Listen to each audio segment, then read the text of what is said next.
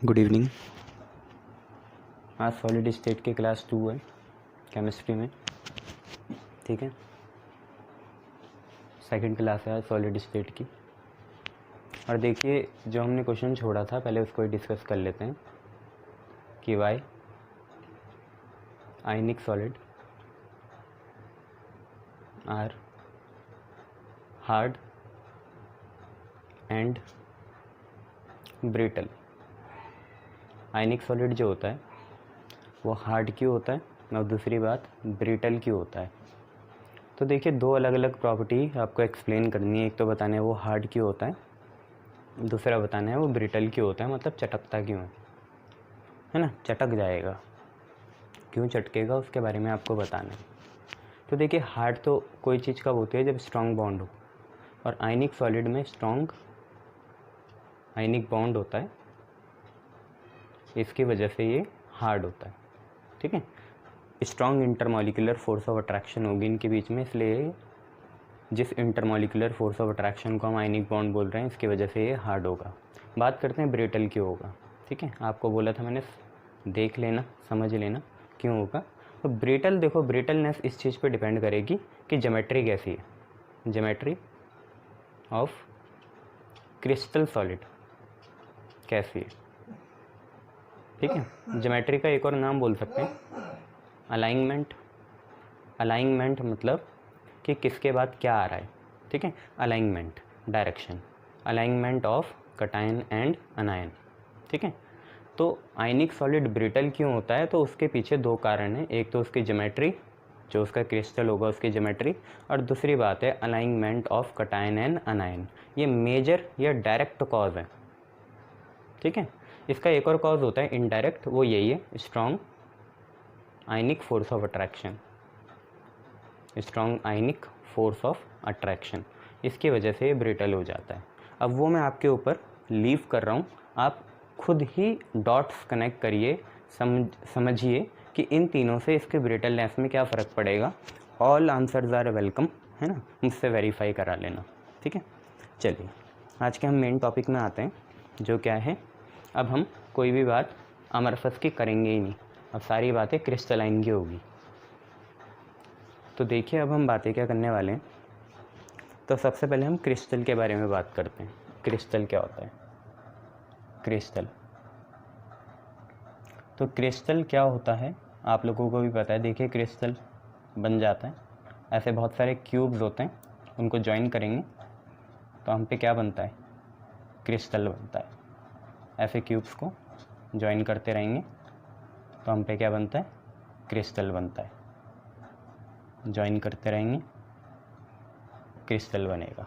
ये एक छोटा सा मैंने क्रिस्टल बना दिया, किसी भी चीज़ का हो सकता है, आइस का हो सकता है, NaCl का हो सकता है। तो क्रिस्टल असली में है क्या, क्रिस्टल असली में फिजिकल फॉर्म है, physical form of a definite ordered solid. अगर कोई सॉलिड डेफिनाइट फॉर्म में पाया जा रहा है या ऑर्डर्ड फॉर्म में पाया जा रहा है, मतलब उसमें ए के बाद बी ही आएगा और बी के नीचे ए ही आएगा और ए के नीचे फिर बी आएगा, ठीक है। तो उसे हम डेफिनाइट ऑर्डर्ड बोलते हैं, और डेफिनाइट ऑर्डर्ड की जो फिजिकल फॉर्म होती है उसे हम क्रिस्टल बोलते हैं, ठीक है। क्रिस्टल आपके बहुत तरह के होते हैं, बहुत तरह के सिस्टम होते हैं, 7 तरह के होते हैं, है ना। उनकी मैं फ़ोटो डाल दूँगा, बता दूँगा उसमें क्या क्या मेन है, ठीक है। 7 तरह के हम पे क्रिस्टल सिस्टम होते हैं, ठीक है। चलिए, तो क्रिस्टल की हम बात कर रहे थे। क्रिस्टल की देखो, मैंने एक सिस्टमेटिक व्यू बना दिया आप लोगों के लिए। और ये क्रिस्टल होता क्या है, किसी भी सॉलिड की फ़िज़िकल फॉर्म होती है। कौन से सॉलिड की, जो डेफिनाइट हो या ऑर्डर्ड में हो, उसकी फ़िज़िकल फॉर्म होती है क्रिस्टल, ठीक है। क्रिस्टल क्या काम करता है, crystal defines all the physical and stoichiometric मतलब क्या होता है बेटा, वही चीज़ होती है अरेंजमेंट ऑफ आयंस, ठीक है। अरेंजमेंट ऑफ आयंस की जो अरेंजमेंट है उसको हम स्टोइकियोमेट्री कहते हैं। तो क्रिस्टल का काम क्या है, सॉलिड्स की हर फिजिकल या स्टोइकियोमेट्रिक प्रॉपर्टी को डिफाइन करता है, ठीक है। फिज़िकल और स्टोइकियोमेट्री जो हमारी प्रॉपर्टीज़ हैं उन्हें डिफ़ाइन करता है। देखो फिज़िकल में तो बहुत सारी चीज़ें आ गई जो आपने अभी पढ़ी थी, जैसे मेल्टिंग पॉइंट आ जाएगा, ठीक है। उसके बाद क्या आ जाएगा, मेल्टिंग पॉइंट के बाद आपकी रिफ्रैक्टिव इंडेक्स आ जाएगी, फिर आपकी ऑप्टिकल डेंसिटी आ जाएगी, कंडक्टिविटी आ जाएगी, ये सारी फिजिकल प्रॉपर्टीज़ हैं, है ना। सॉल्युबिलिटी। स्टोइकियोमेट्री में क्या आएगा, देखो स्टोइकियोमेट्री में अरेंजमेंट आएंगे, जैसे कटाइन अनाइन कैसे अरेंज है, सर्कुलर में अरेंज है, स्पेरिकल में अरेंज है, क्यूबिक में अरेंज है, कैसे अरेंजमेंट है और कहाँ कहाँ गायब है ना। कुछ आयंस कहाँ कहाँ गायब है वो हमें स्टोइकियोमेट्रिक प्रॉपर्टीज़ से पता चलेगा, जो हम आगे जाके पढ़ेंगे, ठीक है। इनको अभी ब्रीफ में बता देता हूँ, डिफेक्ट कहते हैं या वॉइड कहते हैं, ठीक है। तो physical form of a definite ordered solid हमारा क्रिस्टल है। क्रिस्टल का काम क्या है, किसी भी सॉलिड की, है ना, किसी भी सॉलिड की, कौन सा सॉलिड, जो डेफिनाइट ऑर्डर्ड सॉलिड हो, उसकी फिजिकल और स्टोइकियोमेट्रिक प्रॉपर्टी को ये बताता है। देखिए क्रिस्टल बहुत बड़ा सिस्टम होता है, हमारे लिए तो ये छोटा सा ही है, पर इस वाली जो हम सॉलिड फिजिक्स पढ़ रहे हैं इसमें क्रिस्टल बहुत बड़ा पार्ट है, तो इसको हम छोटे छोटे पार्ट्स में डिवाइड करेंगे। तो देखिए क्रिस्टल का सबसे छोटा पार्ट सबसे पहले आएगा क्रिस्टल लैटिस। क्रिस्टल लैटिस, ठीक है। और इसका एक और पार्ट आएगा जो नाम है यूनिट सेल। यूनिट सेल, ठीक है। क्रिस्टल लैटिस और यूनिट सेल।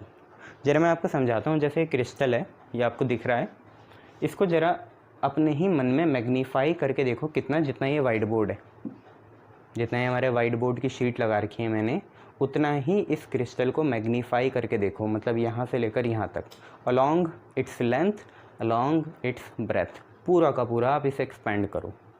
तो बच्चों क्रिस्टल लैटिस क्या होती है, कोई भी एक डायरेक्शन पकड़ लो, जैसे मैं ये एक डायरेक्शन पकड़ रहा हूँ, तो इसमें जितने भी ये क्यूब्स आएंगे, जितने भी ये क्यूब्स आएंगे वो क्रिस्टल लैटिस हो जाएगी।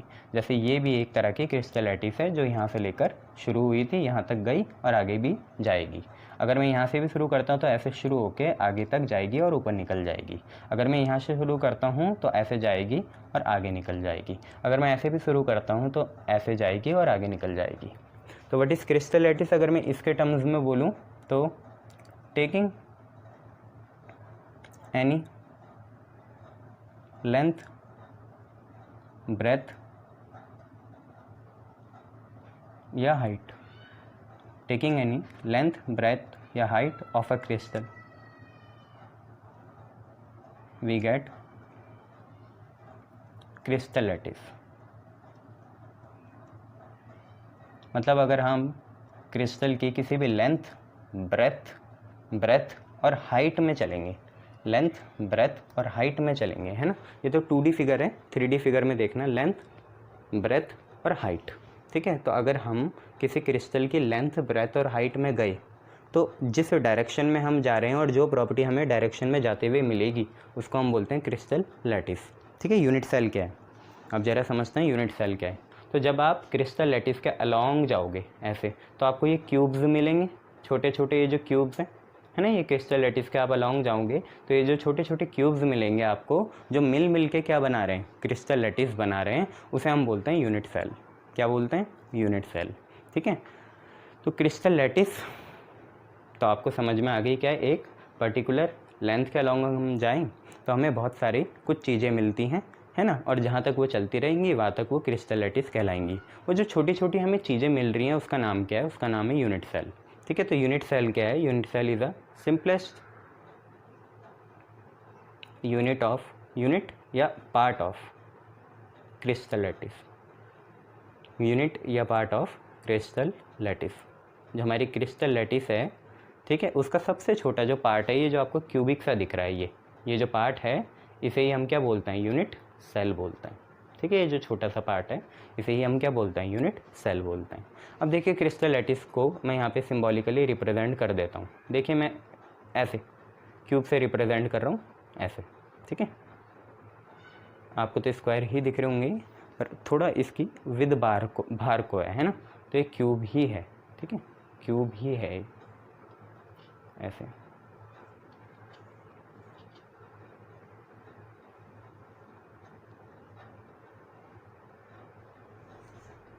ठीक है, और ये यहाँ पे भी एक्सटेंड करेगा, यहाँ पे भी एक्सटेंड करेगा, तो इस पूरी चीज़ को हम क्या बोलते हैं, क्रिस्टल लैटिस बोलते हैं, क्रिस्टल लैटिस। इस पूरी चीज़ को हम क्रिस्टल लैटिस बोलते हैं। एक लेंथ के अलोंग है, आज तो लेंथ दिख रही है, कभी ऐसे जाएगी और कभी ऐसे भी जा सकती है डायगनली। ये पूरी चीज़ क्रिस्टल लैटिस है। और इसका ये जो छोटा सा पार्ट है, चाहे ये पार्ट ले लूँ, चाहे ये ले लूँ, चाहे ये ले लूँ, चाहे ये ले लूँ, तो इस छोटे से पार्ट को हम बोलते हैं यूनिट सेल। छोटे से पार्ट को हम क्या बोलते हैं? Unit cell. ठीक है, इतना आपको समझ में आया होगा। यूनिट सेल क्रिस्टल लैटिस का ही छोटा सा पार्ट है। अब और एक और बात, इन क्रिस्टल लैटिस को हम बहुत सारी लेंथ में लगा दें, ब्रेथ में लगा दें, हाइट में लगा दें, तो हमें क्रिस्टल मिलता है। तो सबसे बड़ा क्या है? क्रिस्टल। क्रिस्टल की एक लेंथ, ब्रेथ या हाइट क्या हो गई? Crystal lattice. और क्रिस्टल लैटिस का सबसे बेसिक पार्ट जो है वो क्या है? यूनिट सेल है। ठीक है, ये बातें याद रखना। ठीक है, देखिए और कुछ एनालॉजी बनाते हैं। लेटर से आप ये सामने वाली ये जो पिंक पोर्शन है, ये दीवार है, वॉल है, रूम की वॉल है। ठीक है, इस रूम की वॉल को आप क्रिस्टल लैटिस मान लो। रूम की वॉल को क्रिस्टल लैटिस मान लो। जो ये पिंक सी वॉल दिख रही है आपको पीछे, रूम्स की वॉल को क्रिस्टल लैटिस मान लो। तो आपने कभी घर बनते हुए देखा होगा, ये दीवार भी जो बनी है ये ईंटों से बनी है, ब्रिक से बनी है ये। तो रूम की वॉल को बनाया कैसे हमने? ब्रिक से। एक ब्रिक को ऊपर लगा दिया, सामने लगा दिया, नीचे लगा दिया, दाएं लगा दिया, बाएं लगा दिया, ऊपर लगा दिया, नीचे लगा दिया, आगे लगा दिया, पीछे लगा दिया।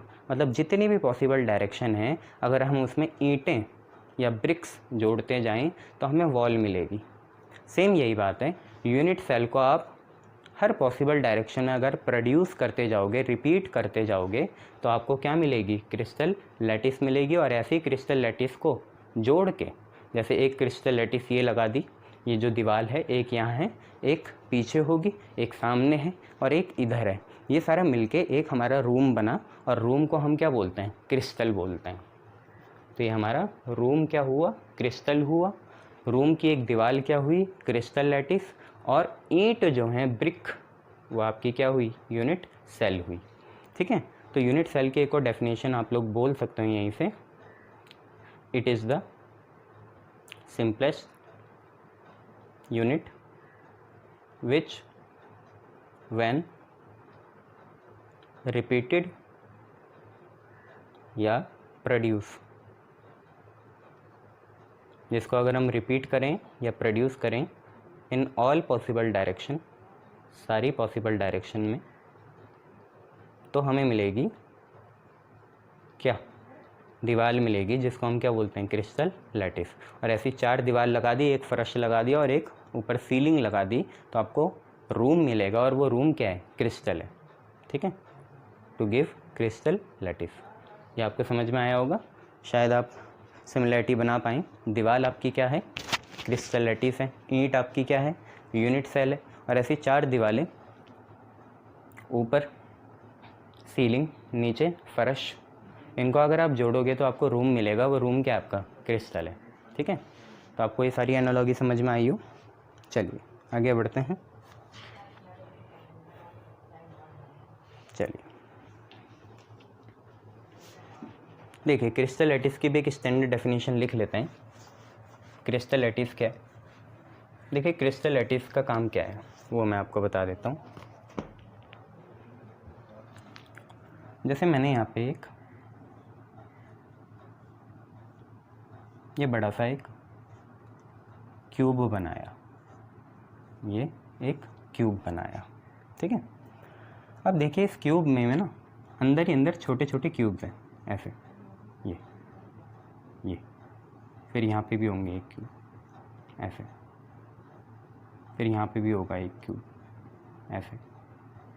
ठीक है, फिर ऐसे यहाँ पे भी होगा एक क्यूब, ऐसे, फिर यहाँ पे भी होगा एक क्यूब।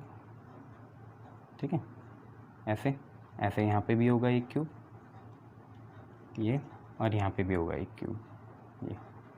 तो आप समझ पा रहे होंगे, ये छोटे वाले जो क्यूब्स हैं ये आपके क्या हैं? यूनिट सेल्स हैं। और ये जो बड़ा वाला क्यूब है, बड़ा वाला क्यूब, ये आपकी क्या है? क्रिस्टल लैटिस है। ठीक है, ये चीज़ भी यूनिट सेल है, ये चीज़ भी क्या है? Unit cell. पर ये जो पूरा है, ये आपका क्या है? क्रिस्टल लैटिस है। ठीक है, तो क्रिस्टल लैटिस की आप एक डेफिनेशन और क्या बना सकते हो? इट इज़ द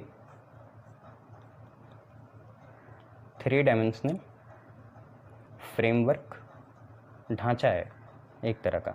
किस चीज़ का ढांचा है वो मैं आपको बताऊंगा। It is a 3 dimensional framework या नेटवर्क विच प्रोवाइड्स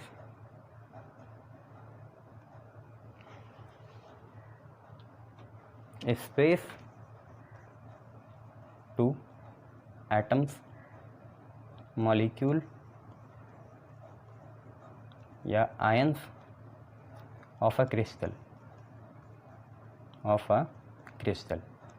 तो आपको समझ में आया। देखो क्रिस्टल लैटिस क्या है। क्रिस्टल लैटिस एक तरह का 3 डायमेंशनल, मतलब इसमें लेंथ भी होगी, ब्रेथ भी होगी, हाइट भी होगी, लंबाई चौड़ाई मोटाई तीनों चीज़ें होगी। तो एक 3 डायमेंशनल फ्रेमवर्क या नेटवर्क है। और इसका काम क्या है, देखो क्रिस्टल में आपके तरह तरह के आयन्स होते हैं। कटायन हो सकता है, अनायन हो सकता है, मेटल कटायन हो सकता है, इलेक्ट्रॉन हो सकता है, एटम्स हो सकते हैं, मॉलिक्यूल हो सकते हैं।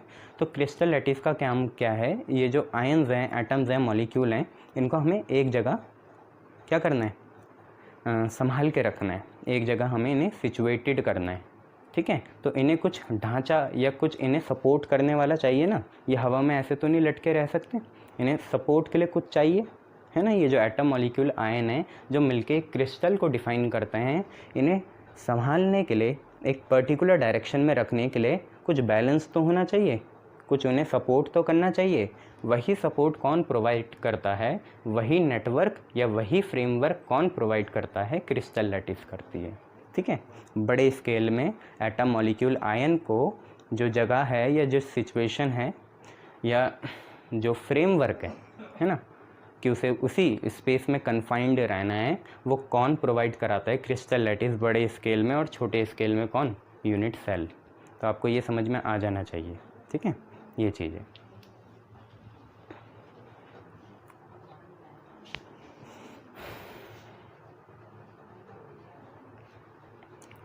देखिए क्रिस्टल लैटिस को आप ये भी बोल सकते हैं, कुछ लोग इसे ये भी कहते हैं कि पहली बात ये तो ढांचा देता है, दूसरी बात हमें क्या पता चलता है क्रिस्टल लैटिस से, कि क्रिस्टल लैटिस वो 3 डायमेंशनल एक फ्रेमवर्क या नेटवर्क है जो ये बताता है कि किसी क्रिस्टल में एटम, मॉलिक्यूल और आयंस किस किस जगह सिचुएटेड हैं। उसकी इंफॉर्मेशन कौन देता है, क्रिस्टल लैटिस देता है, ठीक है। हमें ये बताता है ये किस तरीके से अरेंज है, कौन, atom, molecule, ion. Also it gives info about how atoms, ions या molecule are arranged in a crystal। Crystal lattice ये भी बताती है कैसे क्रिस्टल, 3 डायमेंशनल क्रिस्टल। उसके बारे में भी क्रिस्टल लैटिस ही बताती है कि कैसे एटम, मॉलिक्यूल और आयन किसी 3 डायमेंशनल क्रिस्टल में क्या है, सिचुएटेड हैं या अरेंज है, ठीक है।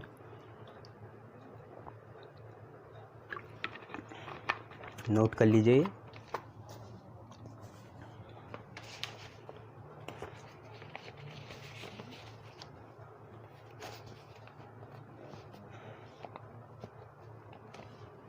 यूनिट सेल भी आपको समझ में आई हो। अब आगे बढ़ते हैं। देखिए आगे जाके अब हमें बात करनी है थोड़ी यूनिट सेल की।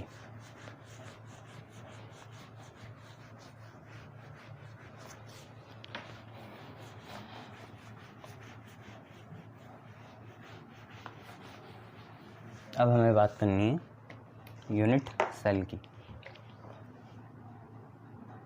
यूनिट सेल, बच्चों यूनिट सेल आपको समझ में आ गया। सबसे छोटी जो यूनिट है या इकाई है या सबसे छोटा जो पार्ट है क्रिस्टल लैटिस का या क्रिस्टल का, उसे हम यूनिट सेल कहते हैं। इसकी एनालॉगी क्या होती है, ब्रिक होती है, ठीक है, ईंट होती है। देखिए यूनिट सेल 2 तरह के होते हैं, नाम दे रखा है इन्हें ऐसे। एक होता है प्रीमिटिव, जैसे प्रीमिटिव मैन होते हैं पुराने आदिवासी, है ना, आदि मानव, वो प्रीमिटिव। और दूसरा होता है मॉडिफाइड। यूनिट सेल 2 तरह के होते हैं, एक होता है प्रीमिटिव, दूसरा होता है आपका मॉडिफाइड। देखिए प्रीमिटिव में एक ही आता है simple cubic unit cell. Simple cubic unit cell, SCC, simple cubic cell.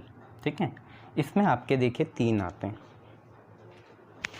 ठीक है, यूनिट सेल मेनली 2 तरीके से डिवाइड है, प्रिमिटिव और मॉडिफाइड। प्रिमिटिव के अंदर आप पे सिंपल क्यूबिक यूनिट सेल आएगा जिसे हम SCC लिखते हैं, और यहाँ पे 3 आएंगे। वो 3 कौन कौन हैं? एक तो है आप पे body centred cubic, body centred cubic. एक है बॉडी सेंटर्ड क्यूबिक जिसे हम बोलते हैं BCC। एक है फेस सेंटर्ड क्यूबिक जिसे हम बोलते हैं BCC के बाद FCC। और एक है आप पे एंड या एज सेंटर्ड क्यूबिक, एंड या एज सेंटर्ड क्यूबिक जिसे हम बोलते हैं ECC। तो आप पे कुल मिला के 4 हैं यूनिट सेल में, प्रिमिटिव या मॉडिफाइड में। प्रिमिटिव में तो आप पे सिंपल क्यूबिक यूनिट सेल है SCC। मॉडिफाइड में आप पे 3 हैं, BCC body centred cubic, FCC face centred cubic, और ECC एंड या एज सेंटर्ड क्यूबिक। फ़र्क क्या है? सब तो क्यूब ही होते हैं, है ना, सब क्यूब ही तो होते हैं। देखो बच्चों, फ़र्क कैसे आया इनमें, डिफरेंस कैसे क्रिएट हुआ कि at in a unit cell, किसी यूनिट सेल में, एट विच पॉइंट या स्पेस या डायरेक्शन आर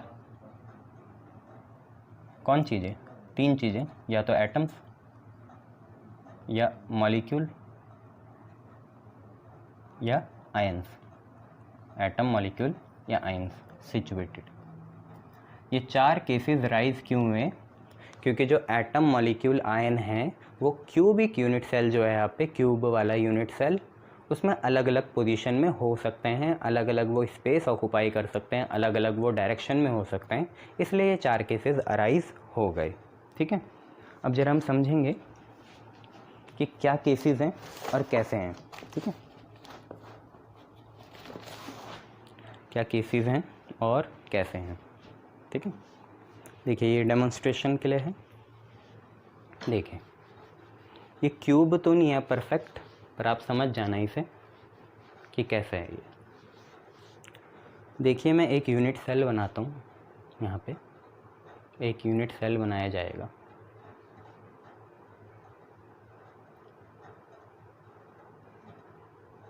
ये हमने एक यूनिट सेल बनाया। ठीक है, इसको भी समझ लेना, ये भी एक यूनिट सेल ही है। बच्चों इसमें कॉर्नर्स गिनो कितने हैं। देखिए एक कॉर्नर ये ऊपर वाला 1, ये 2, ये 3, ये 4। ये जो फिज़िक्स लिखा हुआ है आगे, इसमें कोने दिख रहे हैं, 1 2 3 4। बैक साइड 5, देखो वो अलग है, ये अलग है, बीच में चौड़ाई है ना, अलग अलग है। आगे फिज़िक्स में 1 2 3 4, पीछे 5 6 7 8 कोने होते हैं। आप डाइस भी देख लेना, डाइस एक अच्छा एग्जाम्पल होगा इसका, जो लूडो की डाइस आती है उसमें 8 कोने होंगे।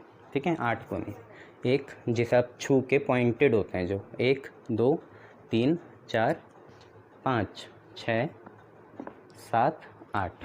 ठीक है, तो एक जो यूनिट सेल होता है उसमें नंबर ऑफ कॉर्नर्स जो होते हैं, कॉर्नर्स को हम वर्टिसेस भी बोल सकते हैं, वो कितने होते हैं? 8 होते हैं। ठीक है, पहली बात ये। दूसरी बात बच्चों, ये जो हम एक यूनिट सेल मान के चल रहे हैं, इसकी एक ही बॉडी है। देखो इसकी एक ही बॉडी है ना, कोई एक ही बॉडी है, और इस बॉडी का सेंटर एक ही है। देखो जिसमें ये घुमा सकते हैं हम, ये वाला, ये वाली चीज़, ये जो बिल्कुल यहाँ पे है, ये बॉडी का सेंटर है।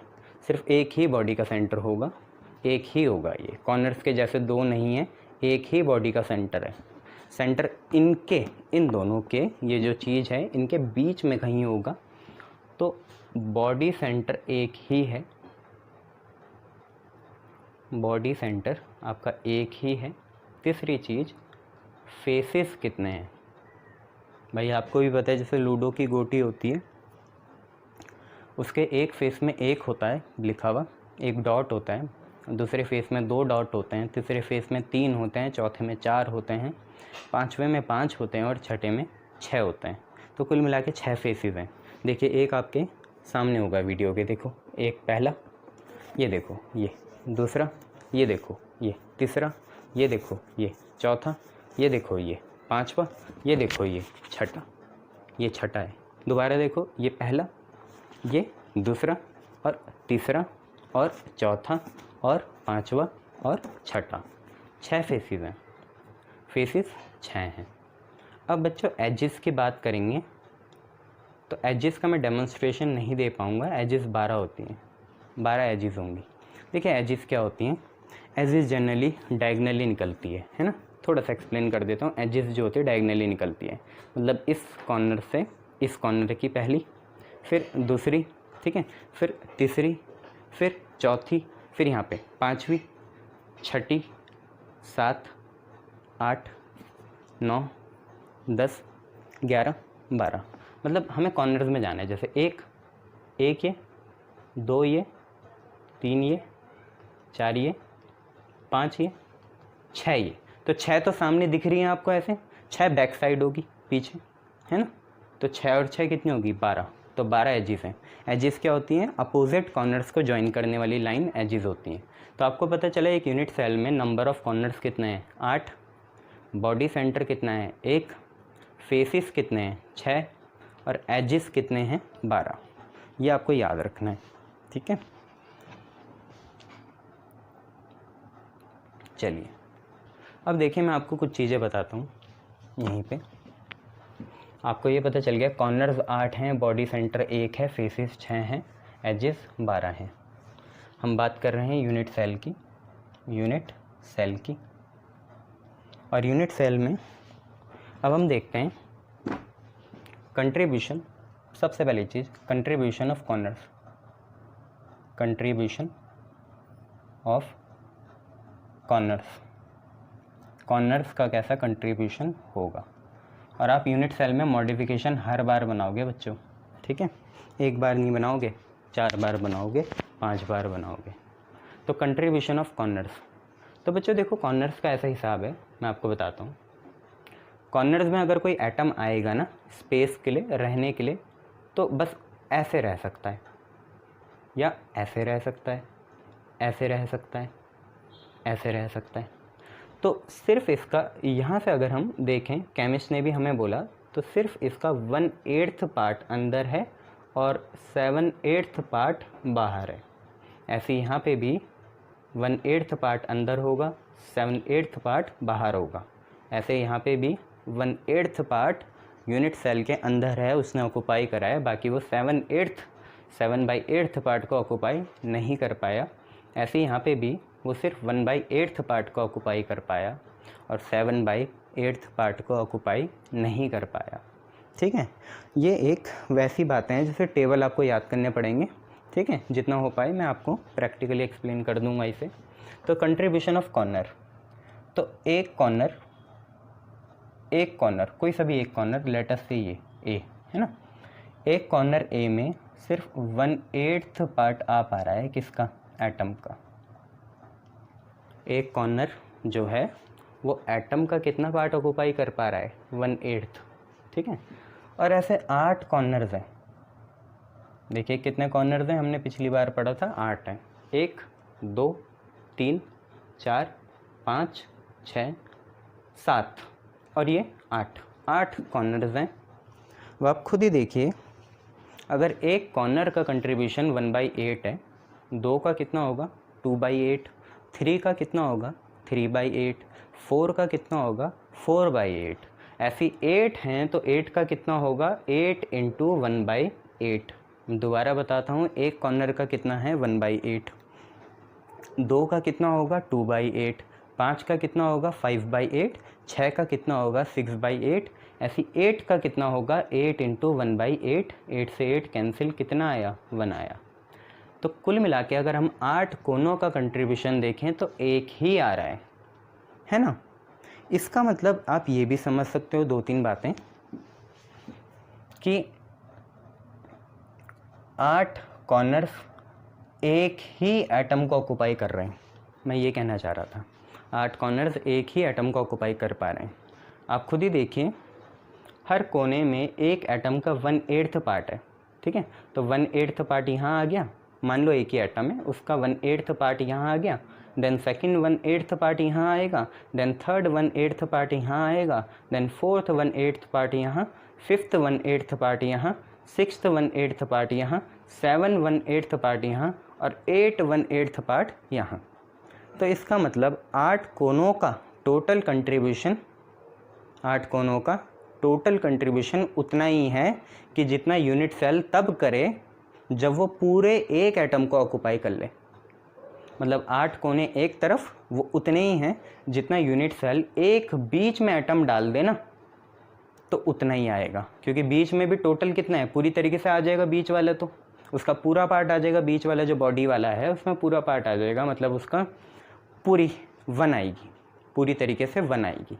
और हर कॉर्नर की 1/8 आ रही है, तो 8 कोनों की भी 1 आ रही है और उसकी भी कितनी आ रही है, 1, तो दोनों में सेम बात है, ठीक है। तो 8 कॉर्नर्स का आपको ये पता चला। दूसरी बात ये है कि सर उसका क्या होगा जो बच गए, जैसे एक कोने में तो 1/8 पार्ट ही यूज़ हो पाया, तो बाकी 7/8 पार्ट का क्या होगा। तो बच्चों एक क्रिस्टल में सिर्फ एक ही यूनिट सेल नहीं होता, करोड़ों यूनिट सेल होते हैं। तो आप ये देखो, जो यहाँ पे 1/8 पार्ट यूज़ हुआ और 7/8 पार्ट बच गया, तो उस 7/8 पार्ट को भी बाकी नेबरिंग यूनिट सेल्स क्या करेंगे, ऑक्यूपाई करेंगे। बाकी नेबरिंग यूनिट सेल्स जो होंगे, क्योंकि एक तो होता नहीं है क्रिस्टल में, बहुत सारे होते हैं, तो वो ऑक्यूपाई करेंगे, ठीक है। तो कितने लगेंगे, और तो आप खुद सोचिए, टोटल 8 लगेंगे ना एक एटम को घेरने के लिए। जैसे मान लो ये है, ये हमारे पास एक एटम है, ठीक है, ऐसे मान लो ये है वो एटम, ठीक है। इसे 8 पार्ट में तोड़ो, 4 तो ये हो गया, ये हो गया, ये हो गया, 1 2 3 4 5 6 7 8। तो एक तो अपना ये वाला यूनिट सेल है जिसने इतना पार्ट ऑक्यूपाई कर लिया। अब खुद देखो कितने पार्ट बचे, 1 2 3 4 5 6 7। और जो भी यूनिट सेल एटम से जो भी यूनिट सेल कॉर्नर से किसी एटम को ऑक्यूपाई करना चाहेगा, तो वो उस एटम का 1/8 पार्ट ही ऑक्यूपाई कर पाएगा। तो अपने वाले यूनिट सेल ने तो एक पार्ट ऑक्यूपाई कर लिया, इस वाले पार्ट को भी सिर्फ एक ही यूनिट सेल कर पाएगा कॉर्नर में, इस वाले को भी एक। तो अब गिनते जाओ, एक तो अपना हो गया, दूसरा, तीसरा, चौथा, 5वां, 6वां, 7वां, 8वां, कुल मिला के 8 नेबरिंग यूनिट सेल लगेंगे, तब जाके कॉर्नर वाला एटम जो है कम्प्लीटली ऑक्यूपाई हो पाएगा, ठीक है। तो कुल मिला के कितने नेबरिंग यूनिट सेल लगे, 7 लगे। वो 7 नेबरिंग यूनिट सेल्स क्या करेंगे, कॉर्नर वाले एटम को टोटली ऑक्यूपाई कर लेंगे। आई बात समझ में, ठीक है। तो ये है, हाँ चलिए, तो आपको कॉर्नर्स का कंट्रीब्यूशन समझ में आया है ना, समझ गए ना। जैसे ये है यूनिट सेल, यहाँ पे एक एटम होगा, जैसे ये रहा है ना, तो देखो अंदर सिर्फ 1/8 पार्ट है, बाकी जो 7/8 पार्ट है उनको नेबरिंग ऐसी कॉपीज़ कवर करेगी। और ऐसे कितने लगेंगे, इसको इंक्लूड करके 8 और इसको ना इंक्लूड करके 7, ठीक है। ये चलिए, तो आपको समझ में आया कॉर्नर्स में कंट्रीब्यूशन एक का होता है 1/8 और 8 का होगा 8 × 1/8, मतलब कितना, 1। चलिए इसके बाद बात करते हैं, कॉर्नर्स हो गया, अब बात करते हैं contribution of face. Contribution of face, face का कितना कंट्रीब्यूशन है। तो बच्चों फेस का ऐसा हिसाब है, जैसे ये अपना फेस काम का है, ये वाला सामने वाला, तो इसमें सिर्फ आधा ही आ पाएगा। कितना आ पाएगा, आधा, आधा, आधा नहीं आ पाएगा। जैसे ये है ना, ये, तो इसमें सिर्फ आधा आ पाया, इसमें सिर्फ आधा आ पाएगा। मतलब एक यूनिट सेल को अगर अपना फेस का यूज़ करके, एक यूनिट सेल को अपने फेस को यूज़ करके अगर किसी एटम को ऑक्यूपाई करना है या स्पेस कराना है ना, तो वो उसको पूरा नहीं ऑक्यूपाई करा पाएगा, सिर्फ कितना ऑक्यूपाई करा पाएगा, आधा, हाफ, ठीक है। तो आपको याद रखना है एक फेस का कंट्रीब्यूशन कितना होता है, आधा होता है ना, आधा ही ऑक्यूपाई हो पाएगा, है ना। जैसे ये है, ये एक फेस हो गया, तो आधा ही ऑक्यूपाई हो पा रहा, ये जो आधा पार्ट है ये इसके बाहर होगा। जैसे ये जो डॉट वाला आधा पार्ट है वो ये रहा, ये तो बाहर रहेगा और आधा ऑक्यूपाई हो जाएगा। ठीक है, ये तो हुआ क्या कंट्रीब्यूशन ऑफ फेस। तो एक फेस का कंट्रीब्यूशन कितना आया बच्चों, आधा ही ऑक्यूपाई कर पा रहा है, तो half of any atom, half of any atom. ठीक है, आधा ऑक्यूपाई कर पा रहा है। एक कॉर्नर कितना ऑक्यूपाई कर पाता है, 1/8, और एक फेस कितना ऑक्यूपाई करता है, 1/2 ऑक्यूपाई करता है। ठीक है, तो बच्चों 6 फेस होते हैं हम पे, तो अगर एक फेस हाफ कर रहा है तो 3 फेस कितना करेंगे, 3/2, 4 कितना करेंगे, 4/2, 5 कितना करेंगे, 5/2, 2 कितना करेंगे, 2/2, 1 कितना कर रहा है, 1/2, 5 कितना करेगा, 5/2, तो 6 कितना करेगा, 6/2, 6/2 मतलब कुल मिला के 3 एटम। तो आपको ये समझ में आया कि अगर कोई यूनिट सेल अपने 6 फेसेस का टोटली यूज़ करता है, 6 के 6 फेसेस का टोटली यूज़ करेगा, तो कुल मिला के वो 3 एटम्स को कवर कर पाएगा, स्पेस दे पाएगा। जबकि अगर एक एटम अपने कॉर्नर्स का यूज़ करता है, किसका यूज़ करता है, कॉर्नर्स का, तो इफ़ेक्टिवली सिर्फ वो एक ही एटम को स्पेस दे पाता है या कंट्रीब्यूट कर पाता है या कैप्चर कर पाता है। ठीक है, 6 फेसेस मिलके इफेक्टिवली 3 एटम को कैप्चर कर पा रहे हैं। ये ज़रूरी नहीं है कि 3 एटम ऐसे जा रहे हैं कि एक पूरा हो गया, एक पूरा हो गया, एक पूरा हो गया, नहीं, हर एटम का हाफ हाफ पार्ट जाएगा, 6 फेसेस में जाएगा, तो कुल मिला के इफेक्टिवली कितना आया, 6 × 1/2 कितना, 3 एटम्स। तो आपको फेस का कंट्रीब्यूशन आ गया। चलिए अब हम देखेंगे बॉडी का कंट्रीब्यूशन। बॉडी कंट्रीब्यूशन बच्चों, बॉडी में क्या होता है, अगर किसी यूनिट सेल की एक ही बॉडी होती है, एक ही तो बॉडी होगी, तो बॉडी का ऐसा हिसाब है, बॉडी में एटम पूरा आ जाता है, बॉडी में एटम टोटली 100% अंदर आ जाता है, पूरी तरीके से कैप्चर हो जाता है, पूरी तरीके से उसका कंट्रीब्यूशन हो जाता है। तो बॉडी का कंट्रीब्यूशन क्या है, एक बॉडी है और वो पूरी तरीके से कैप्चर कर पा रही है 100%, मतलब वो एक एटम को कैप्चर कर पा रही है। तो बॉडी का कंट्रीब्यूशन आपको पता चल गया, पूरी तरीके से कैप्चर हो जाएगी, पूरा का पूरा एटम हो जाएगा और एक ही एटम होगा, क्योंकि एक ही बॉडी है तो एक ही एटम होगा। एक यूनिट सेल में एक ही बॉडी होती है और वो बॉडी पूरी तरीके से एक एटम को कंट्रीब्यूट कर देती है। एक बॉडी एक एटम। सिर्फ लास्ट है आप पे एंड या एज कंट्रीब्यूशन। एंड या एज का कंट्रीब्यूशन कितना है, एंड या एज का कंट्रीब्यूशन कितना है। तो बच्चों जो एज होता है, तो एज में 1/4 पार्ट आ पाता है। कितना आ पाता है, 1/4 पार्ट आ पाता है। ठीक है, एज जैसे मैंने आपको बताया ही, जैसे ये है तो इसका जो क्रॉस होगा यहाँ से लेकर यहाँ तक, ठीक है, ये एक एज है, तो एज में सिर्फ कितना पार्ट आ पाता है, 1/4। जैसे ये एक एज हो गई, अब मैं यहाँ पे दोबारा बना लेता हूँ एक बार, ये लो,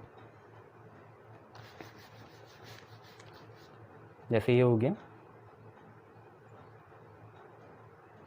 ऐसे, और मान लो ये है एज, तो इस एज में बॉडी का सिर्फ कितना पार्ट आ पाएगा, 1/4।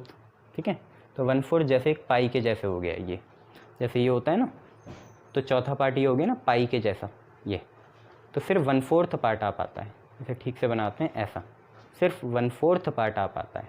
ठीक है, तो आप ये समझ लीजिए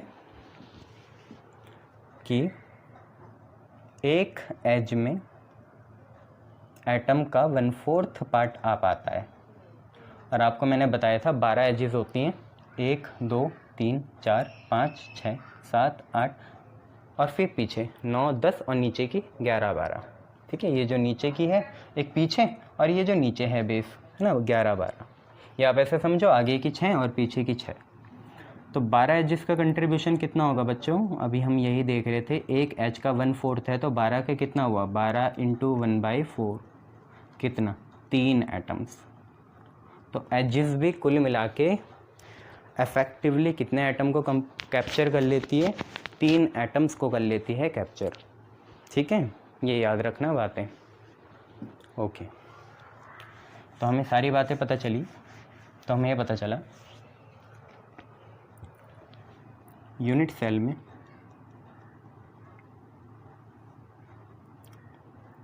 पहली बात 8 कॉर्नर्स होते हैं। ठीक है, एक कॉर्नर 1/8। देखो कैपिटल ए को मैं एटम मान लेता हूँ, है ना, थोड़ा इजी पड़ेगा टेबल। कैपिटल ए को एटम मान लेता हूँ, तो एक कॉर्नर 1/8 एटम को क्या करता है, कैप्चर करता है। तो 8 कॉर्नर कितना करेंगे, 8 × 1/8 ऑफ ए, मतलब कितना, ए। ठीक है, तो 8 कर पाते हैं सिर्फ एक एटम को, है ना, ये ए मतलब एक ही एटम है। तो 8 कॉर्नर्स हो गए। देन इसके बाद देखेंगे बॉडी।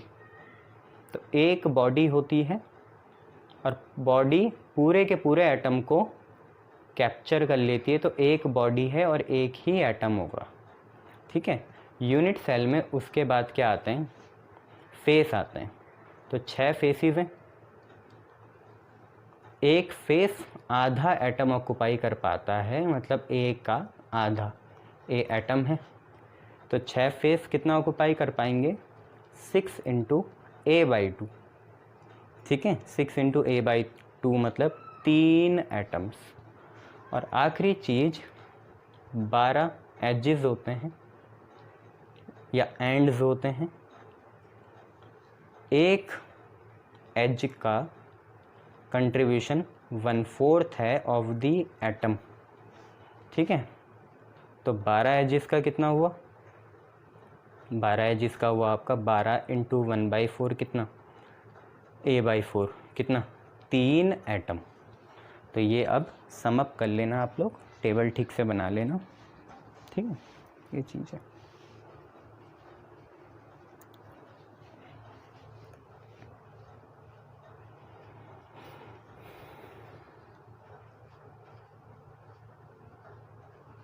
चलो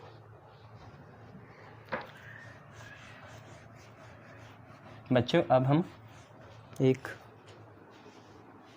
चीज़ कैलकुलेट करेंगे यहाँ पे, जिसको हम बोलते हैं Z. Z Z Z Z क्या होता है, Z is the number of atoms, number of total atoms present in a unit cell, present in a unit cell. एक यूनिट सेल में टोटल कितने एटम्स प्रेजेंट होंगे उसे हम जेड बोलते हैं। तो सबसे पहले जेड जो है वो हम सिंपल क्यूबिक के लिए निकालते हैं, सिंपल क्यूबिक के लिए। सर आपने बीसीसी बता दिया, एफसीसी बता दिया, ईसीसी बता दिया, सिंपल क्यूबिक क्या होता है? तो सिंपल क्यूबिक क्या है, अब सारी चीज़ें समझ लेते हैं, बीसीसी एफसीसी ये सारी चीज़ें क्या हैं। तो पहले सिंपल क्यूबिक समझते हैं। तो सिंपल क्यूबिक क्या चीज़ है, सिंपल क्यूबिक में क्या होता है, जो एटम्स होते हैं ना वो सिर्फ कहाँ होते हैं, 8 कॉर्नर्स में होते हैं और कहीं नहीं होते, ना बॉडी में होते हैं, ना फेस में होते हैं, ना एज में होते हैं, सिर्फ किस में होते हैं, कॉर्नर्स में होते हैं। सिंपल क्यूबिक में सिर्फ कॉर्नर्स में 8 कोनों में एटम्स होंगे और आपको भी पता है पूरी तरीके से नहीं होते, हर कॉर्नर्स में 1/8 पार्ट ही हो पाता है। तो Z फॉर सिंपल क्यूबिक देखिए कैसे निकालेंगे। हमें पता है कि यहाँ पे सिर्फ कॉर्नर्स में होते हैं और Z क्या है, एटम्स बताने हैं कि टोटल कितने हैं। हमें पता चला सिंपल क्यूबिक में 8 कॉर्नर्स होते हैं, तो 8 लिखा और हर कॉर्नर का कंट्रीब्यूशन कितना होता है, 1/8। तो Z सिंपल क्यूबिक के लिए कितना आ गया, 1 आ गया। एक तीर से 2 निशान हो रहे हैं, सिंपल क्यूबिक भी समझ लिया और Z की वैल्यू भी निकाल दी। ठीक है, चलिए दूसरा देखते हैं, Z for body centre. Z for body centre. देखिए Z फॉर बॉडी सेंटर कैसे निकाला जाएगा, पहले आपको समझना पड़ेगा बॉडी सेंटर होता क्या है।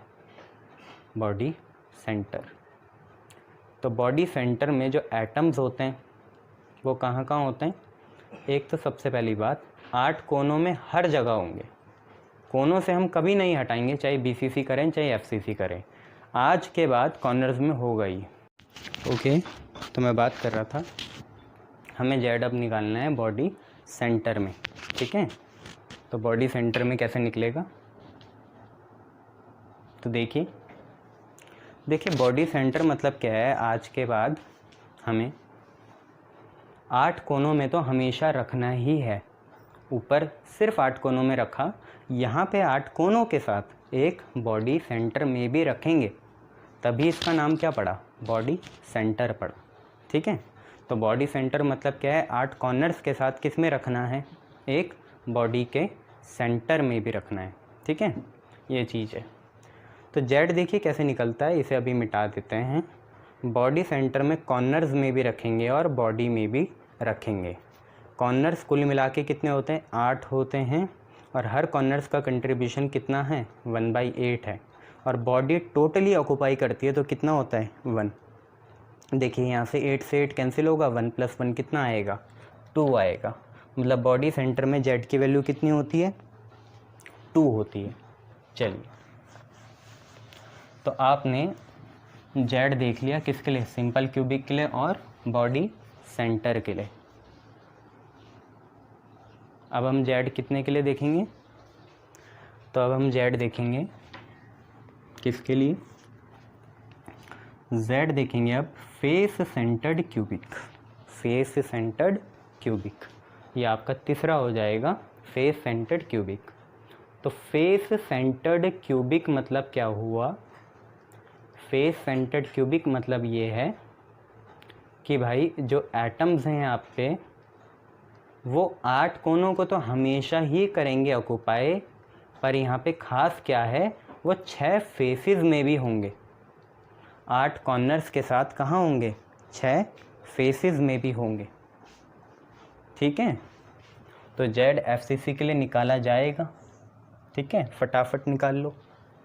तो यहाँ पे क्या होंगे, कॉर्नर्स प्लस फेसेस का कंट्रीब्यूशन देखा जाएगा।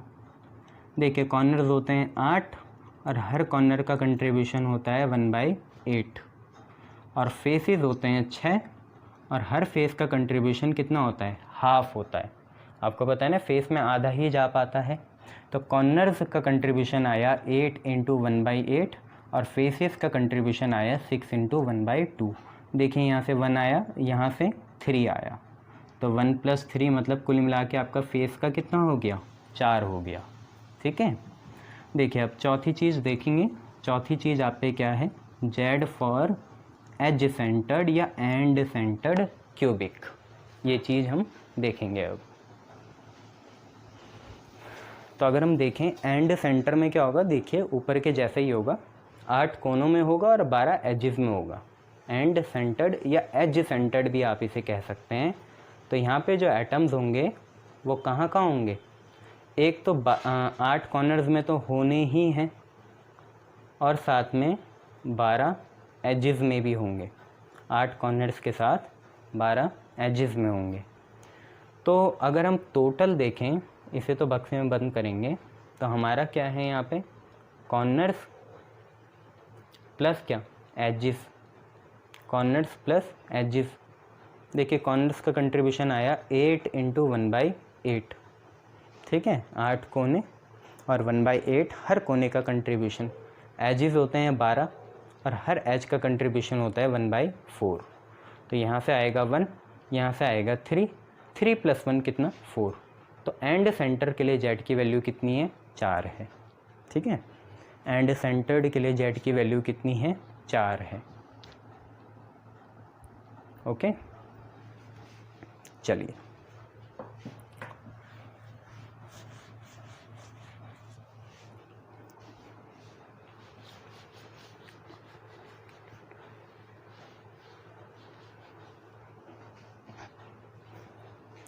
ओके, तो आपको जेड पता चल गया। जेड सिंपल क्यूबिक जिसमें सिर्फ 8 कोनों में होता है, उसके लिए कितना आता है, 1 आता है। बॉडी सेंटर्ड क्यूबिक में 8 कोने प्लस 1 बॉडी, तो कितना, 2।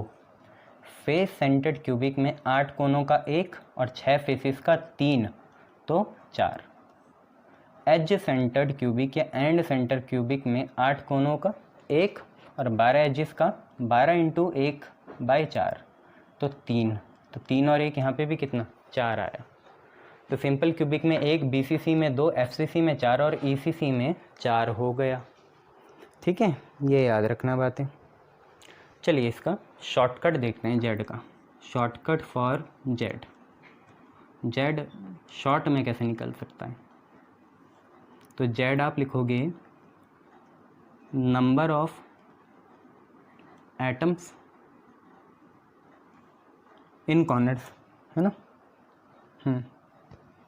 तो इसे ऐसे लिख लो, number of atoms in corners, N मतलब नंबर ऑफ एटम्स, ये समझे ना, number of atoms in corners by 8, number of atoms in body by 1, number of atoms in face by 6, number of atoms in edge by 12। ये ठीक है। अब जैसे अगर हम सिंपल क्यूबिक निकालना चाहें तो सिंपल क्यूबिक में सिर्फ कॉर्नर्स में होते हैं, कितने होते हैं कॉर्नर्स में, 8 होते हैं कॉर्नर्स, है ना। तो 8 लिखेंगे। कॉर्नर्स कितने होते हैं, 8 होते हैं ना, तो 8 ही लिखें। ठीक है, कॉर्नर्स। अच्छा, बॉडी तो होती नहीं है तो 0, बॉडी में कोई नहीं होता, इधर 0, इधर कितना, फेस में 0 हो गया, बॉडी में भी 0 हो गया, एज भी 0, तो 8/8 कितना 1, ऊपर भी कितना है 1। अच्छा, दूसरा निकालते हैं Z of body centred cubic. तो देखिए बॉडी में देखो एटम्स या जो कॉर्नर्स हैं वो तो होंगे, तो लिखा जाएगा 8/8, और बॉडी भी होती है तो 1/1, फेस 0, एज भी 0, क्योंकि BCC है सिर्फ बॉडी में होगा, फेस और एज में नहीं होगा। तो 8/8 आया 1, और 1 + 1 आया 2।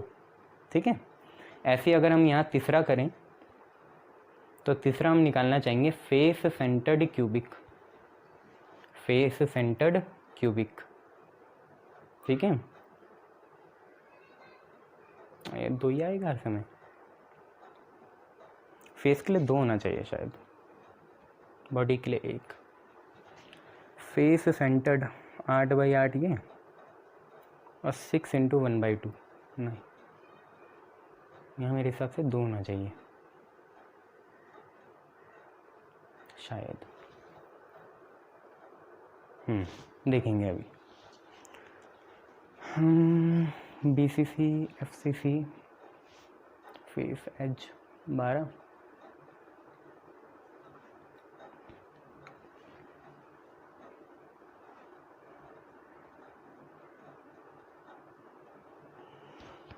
इसमें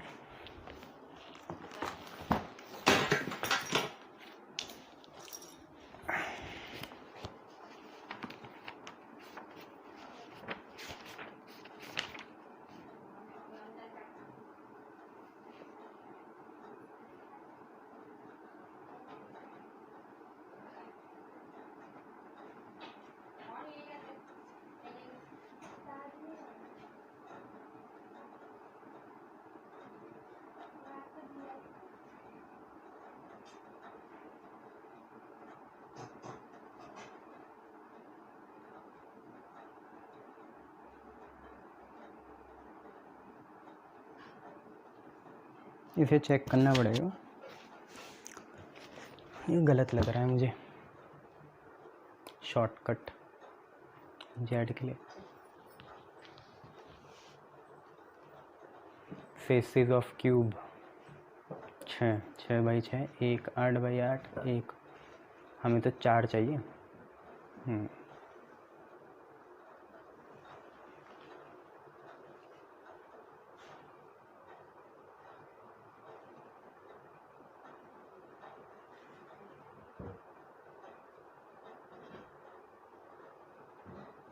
8/8, 1 6/6, 1। चलिए इसे बाद में देखेंगे, फिर अभी तो आ नहीं रहा है, नेक्स्ट वीडियो में कवर करता हूँ इसे। ठीक है, या अगर कुछ वैसे मिल गया, क्योंकि 2 तो आपने देख लिए, तो मैं एक फ़ोटो डाल दूँगा। ठीक है, अभी ये क्लिक नहीं कर रहा, क्यों होगा। चलिए अब कुछ इस पे बेस क्वेश्चन करते हैं। वारे नींद।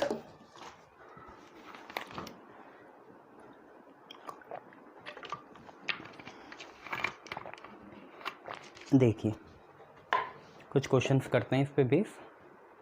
उन क्वेश्चंस के लिए पहले मैं आपको कुछ बातें बताना चाहूँगा, ठीक है। बच्चों पहली तो चीज़ आप ये देख लो कि वॉइड्स क्या चीज़ होती है, या हाँ चलो वॉइड्स देख लो आप क्या चीज़ होती है। तो देखिए जैसे मैंने क्या करा, एक एटम यहाँ बनाया, एक एटम ये बनाया और एक एटम ये बनाया, ठीक है, 3 एटम है। देखो बीच में एक तरह की वॉइड बनी, कैसी शेप है उसकी, ऐसी है। ऐसी वॉइड को क्या बोलते हैं, ट्रायंगुलर वॉइड बोलते हैं। कौन सी वॉइड, ट्रायंगुलर वॉइड, ठीक है, ऐसी चीज़ों को। अब इसके बाद जरा ये देखो, ये आपको ट्रायंगुलर वॉइड तो समझ में आ गया। खाली जगह स्पेस को, एम्प्टी स्पेस को क्या बोलते हैं, वॉइड, जो खाली जगह बच जाती है। चलिए दूसरी चीज़ देखें, ये एक एटम, ये एक एटम, ये एक एटम, ये एक एटम, ठीक है। बीच में देखिए कुछ ऐसा बन गया, ये ऐसा, ये इसके 4 फेस हैं। कितने फेस हैं, 4 फेस। इसे हम बोलते हैं टेट्राहेड्रल वॉइड। 4 फेस हैं तो टेट्राहेड्रल वॉइड, ठीक है, टेट्राहेड्रल वॉइड। नेक्स्ट एक और चीज़ देखो, अगर मैं क्या करूं, इसी के ऊपर एटम ऐसे लगाऊं, ऐसे, देन ऐसे, देन ऐसे, देन ऐसे, तो बीच में क्या हिसाब होगा वो हमारी तीसरी चीज़ हो जाएगी। मैं आपको बता देता हूँ, है ना। तो दूसरे के बाद ये तीसरा लिखना है ना, ये बना लेना, दूसरे के बाद फिर तीसरे में ये मॉडिफिकेशन करना। तो बीच में आपको ऐसी चीज़ मिलेगी, ये 6 फेसेस होंगे इसके, है ना, ऐसी चीज़ मिलेगी, ये ऐसी 6 फेसेस होंगे इसके। कितने फेसेस, 6 फेसेस। इस चीज़ को हम क्या बोलते हैं, देखो 6 फेस है पर बोला इसे ये जाता है ऑक्टाहेड्रल वॉइड, बोलते इसे क्या है, ऑक्टाहेड्रल वॉइड बोलते हैं। क्लियर इतनी बात है। ट्रायंगुलर दिख गई, टेट्रा भी दिख गई, ऑक्टा भी दिख गई। 3 तरह की आप पे वॉइड है, ट्रायंगुलर वॉइड, टेट्राहेड्रल वॉइड और ऑक्टाहेड्रल वॉइड। शायद वो फार्मूला गलत था, पहले भी निकाला था, चलो देख लेंगे अभी। टेट्राहेड्रल वॉइड, ऑक्टाहेड्रल वॉइड और ट्रायंगुलर वॉइड। चलिए अब आप एक चीज़ देखना,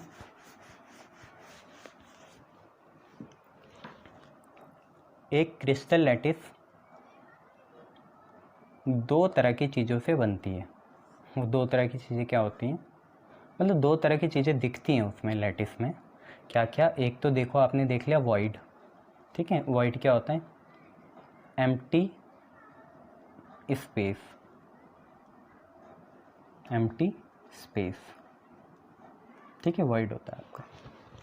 दूसरा होगा एक ऑक्यूपाइड स्पेस, जिसको ऑक्यूपाई करा होगा एटम्स ने, आयंस ने, उसको हम बोलते हैं इंटरस्टिशियल साइट। कौन सी साइट, इंटरस्टिशियल साइट। इंटरस्टिशियल मैंने आपको पहले ही बताया था, कटायन एनायन होते हैं, उनके पोजीशंस को बोलते हैं इंटरस्टिशियल, ठीक है। तो 2 तरह की हम पे क्रिस्टल लैटिस में चीज़ें होती हैं, वॉइड जो एम्प्टी स्पेस होता है, और दूसरी है इंटरस्टिशियल साइट जो हमारा ऑक्यूपाइड स्पेस होता है। अब आप ज़रा एक बात समझना, हमें ये पहले से पता है कि जो अनायन का साइज़ होता है वो ज़्यादा होता है किससे, कटायन से।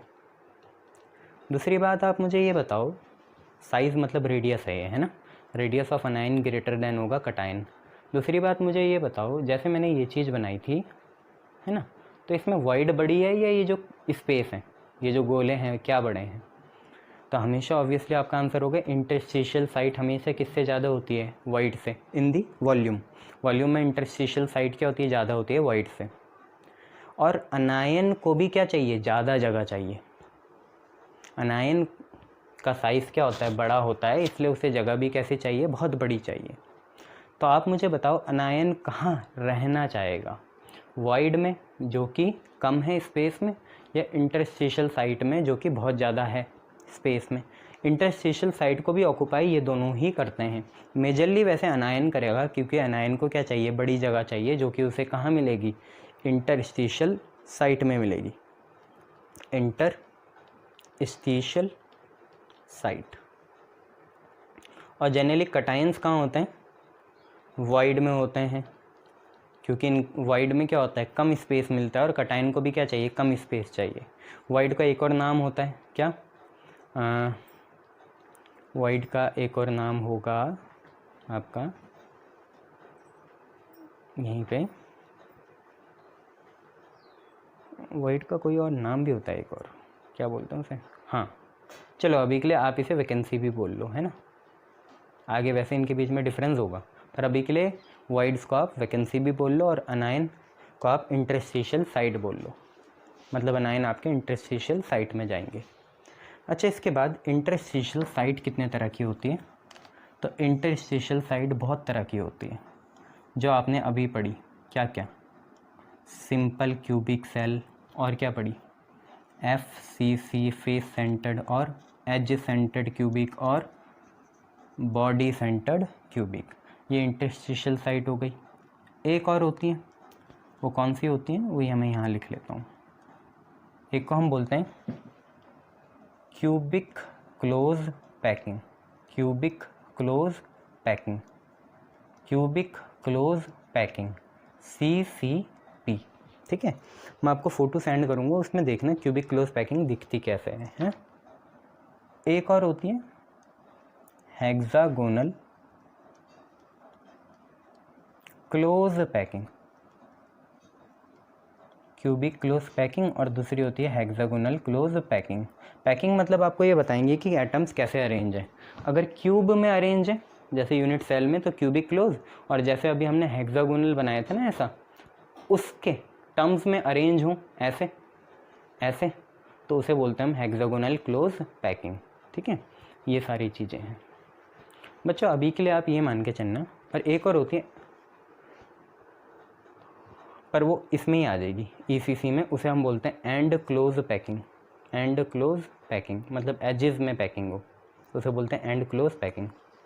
जो एक नोट ये है कि आपका फेस सेंटर्ड क्यूबिक वही चीज़ है जो क्या है, हेक्सागोनल क्लोज पैकिंग है, और वही चीज़ है जो कि क्या है, क्यूबिक क्लोज पैकिंग है, और वही चीज़ है जो कि क्या है, एंड क्लोज पैकिंग है, ठीक है।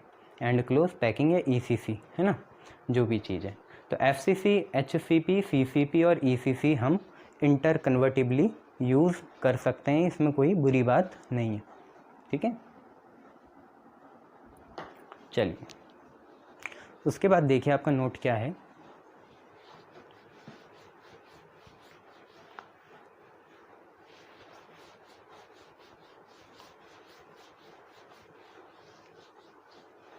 उसके बाद देखिए आपका नोट क्या है कि हमेशा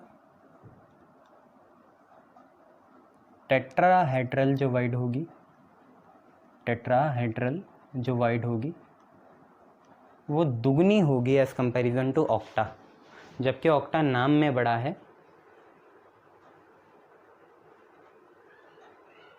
पर टेट्रा उससे दुगनी होगी। अगर कहीं वॉइड या वैकेंसी होती भी हैं तो हमेशा टेट्राहेड्रल वाइड 2 टाइम्स होगी as comparison to octahedral void. Octahedral void का क्या होगी, दुगना होगी हमेशा क्या, टेट्राहेड्रल वाइड, ठीक है, ये बात याद रखना। अच्छा उसके बाद देखिए क्या है नया नोट।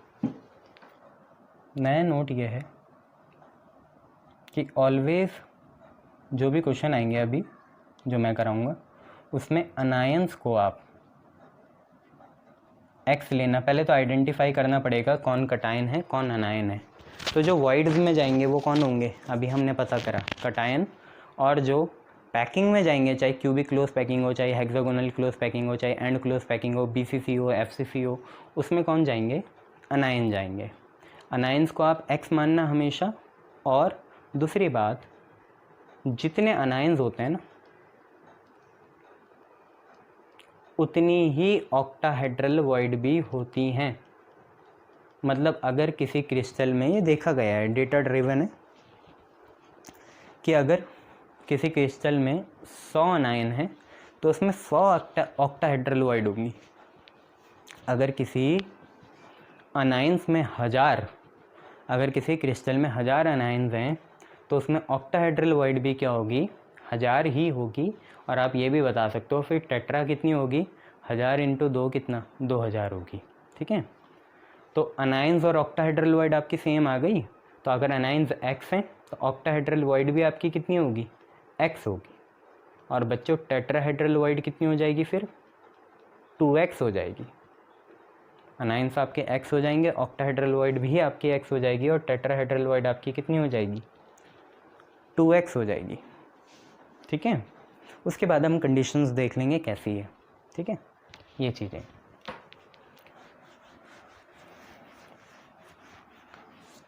चलिए, तो आप क्वेश्चंस करना शुरू करेंगे।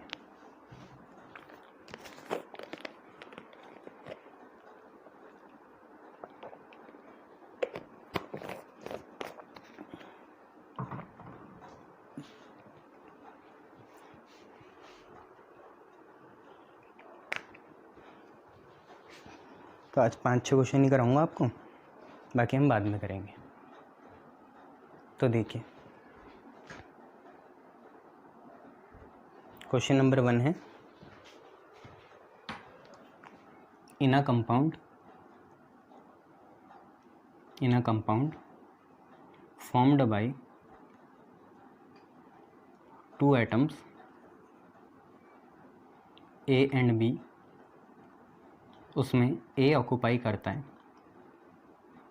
कॉर्नर्स और B ऑक्यूपाई करता है फेस। आपको बोला फार्मूला निकालो, फाइंड फार्मूला।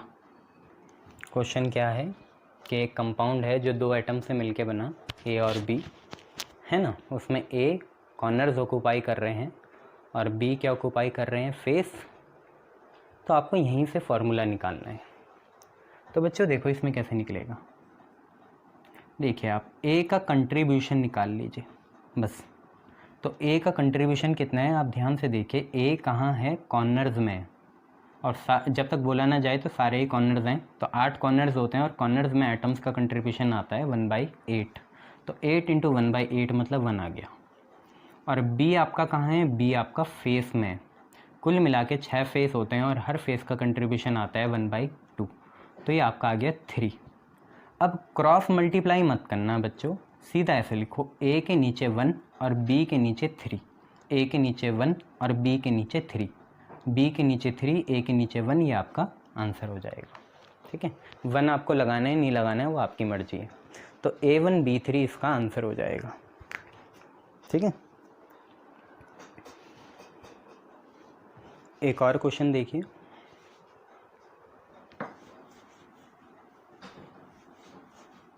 एक कंपाउंड फॉर्म होता है 3 एटम से। 3 तरह के एटम्स हैं, A, B and C। A जो है बच्चों वो बॉडी सेंटर में है, B जो है वो फेस में है और C जो है वो एज में है। आपसे बोला फार्मूला निकालो।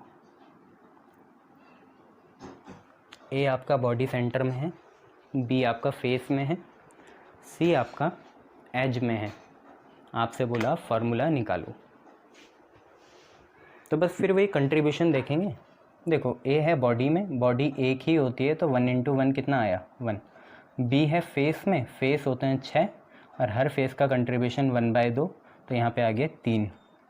C होता है एज में, एज होते हैं 12, एज का कंट्रीब्यूशन 1/4, ये भी आया 3। क्रॉस मल्टीप्लाई नहीं करनी, जो है सो लिखो। तो A के नीचे 1, B के नीचे 3, C के नीचे 3, ये आपका फार्मूला आ गया। A के नीचे 1, B के नीचे 3, C के नीचे भी 3, ये आपका फार्मूला आ गया। इसके बाद देखिए एक क्वेश्चन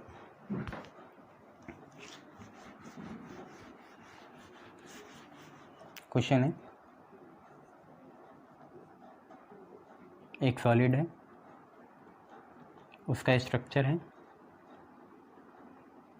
जिसमें a solid has structure in which W atoms corners में है, O एटम्स एज में है और सोडियम एटम्स सेंटर में है। फॉर्मूला निकालो। एक सॉलिड है, उसका स्ट्रक्चर है जिसमें W कॉर्नर्स में है, W टंगस्टन होता है, O ऑक्सीजन हो गया, Na सोडियम हो गया। फार्मूला निकालना है। फिर वही बात कंट्रीब्यूशन देखेंगे। W क्योंकि कॉर्नर्स में है तो कॉर्नर्स का कंट्रीब्यूशन 8 × 1/8। O एज में है तो एज का कंट्रीब्यूशन 12 × 1/4। Na सेंटर में है तो सेंटर का कंट्रीब्यूशन 1 × 1। तो यहाँ से 1, यहाँ से 3, यहाँ से भी 1। तो सीधा फार्मूला कितना आया, W का 1, O 3, Na 1। और क्योंकि मेटल को पहले लिखा जाता है तो NaWO3 लिख सकते हो आप इसे, सोडियम टिन ऑक्सीजन। ठीक है, ये चलिए एक क्वेश्चन और देखिए, ये आपको लास्ट दे देता हूँ मैं क्वेश्चन।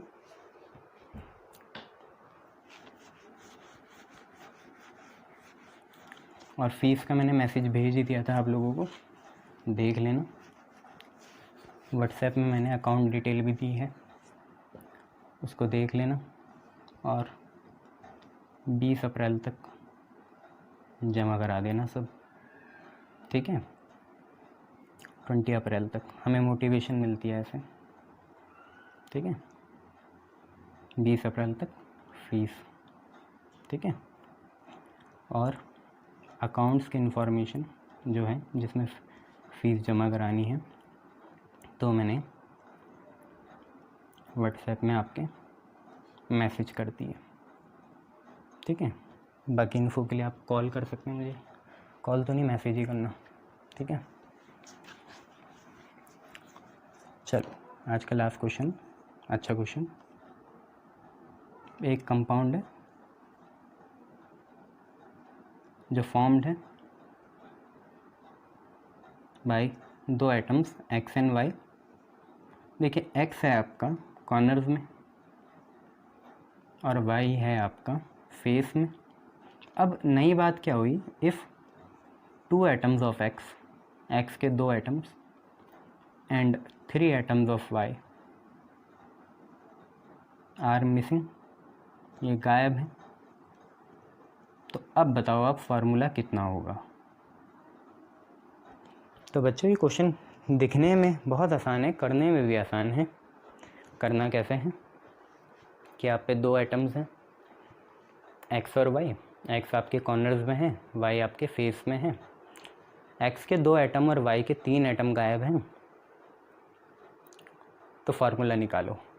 बच्चों जो हम माइनस करेंगे ना वो एटम्स नहीं माइनस करेंगे। जैसे 8 आपको पता है कॉर्नर्स हैं, X के एटम्स कॉर्नर्स में हैं, तो आप 8 - 2 नहीं करोगे, 6 नहीं करोगे। ऐसी फेस में Y के एटम्स हैं तो कुल मिला के 6 होंगे, तो 6 से 3 नहीं हटाओगे। आपको जो मिस करना है, जो मिस हुआ वो एटम्स नहीं हुए, जो मिस हुआ वो उनके कंट्रीब्यूशंस होंगी। आपको जो हटानी है वो कंट्रीब्यूशंस हटानी है। तो होगा क्या, देखो X है, अगर कुछ नहीं हुआ होता, गायब गुयब कुछ नहीं हुआ होता, तो आप लिखते 8 × 1/8, क्योंकि ये कहाँ है, कॉर्नर्स में है, तो आप लिखते 8 × 1/8। अब 2 एटम गायब हुए तो जो आप गायब करोगे वो एटम नहीं करोगे, इनकी कंट्रीब्यूशन करोगे। तो जो यहाँ से हटाओगे वो उनकी क्या होगी, कंट्रीब्यूशन। तो 2 एटम्स की कंट्रीब्यूशन कितनी आएगी, 2 × 1/8। एक की होती है 1/8, तो 2 की हुई 2 × 1/8। अब यहाँ से 8 नीचे आएगा और 8 - 2 6 आ गया। तो X की आई कुल मिला के 2 3 × 6, 2 4 × 8। ऐसे ही Y का करोगे आप, तो Y अगर कुछ नहीं हुआ होता तो 6 × 1/2 लिखना होता आपने। और 3 एटम मिस हो गए, मतलब 3 कंट्रीब्यूशन आप हटाओगे, तो 3 × 1/2 आप हटाओगे। तो 6 - 3 आपका 3 और अपॉन में 2 आ गया। तो यहाँ से Y कितना आया, 3/2। तो जो आपका फार्मूला बना वो फार्मूला क्या बनेगा भाई, x के नीचे 3/4 और y के नीचे कितना 3/2। ठीक है, अब आप क्या करोगे यहाँ मैं बताता हूँ। देखो ऐसे फ्रैक्शन में तो कभी होता नहीं, 4 और 2 में से बड़ा कौन है, एलसीएम क्या आएगा इसका 4 आएगा, 4 से मल्टीप्लाई करो दोनों को, तो x 3/4 को 4 से मल्टीप्लाई और y 3/2 को भी किससे मल्टीप्लाई, 4 से मल्टीप्लाई। इन दोनों का आप 4 से मल्टीप्लाई करो, 4 से 4 कैंसिल, 2 2 जा 4। तो कुल मिला के देखो आप पे क्या आया, आप पे कुल मिला के आया कितना, देखिए x में तो देखिए 4 से 4 कैंसिल हुआ 3 आया, और y में देखो कितना आया 3 2 जा 6, 3 2 जा 6, तो आप पे आया x का 1 और y का कितना 2, तो x1 y2 आ गया आप पे। तो ऐसे ही करते रहें, हो जाएगा। फीस का ध्यान रखना, ठीक है, 20 तारीख तक जमा करा देना। Thank you.